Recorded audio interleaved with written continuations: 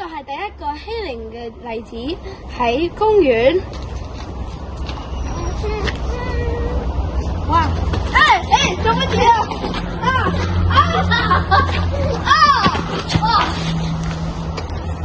你可以見到黃德林小同學被欺凌，佢好痛啊！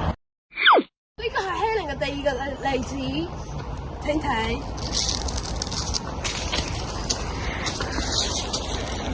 唔好咁樣玩啦，好危險啊！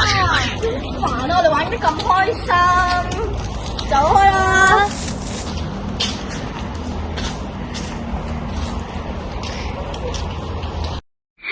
第三個例子，請睇。哇！你知唔知咧，Danny咧喺樓梯跌咗？跌咗啊？咩啊？Danny喺樓梯跌親咗。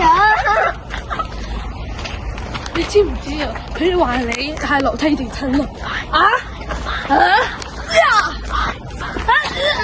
快啲！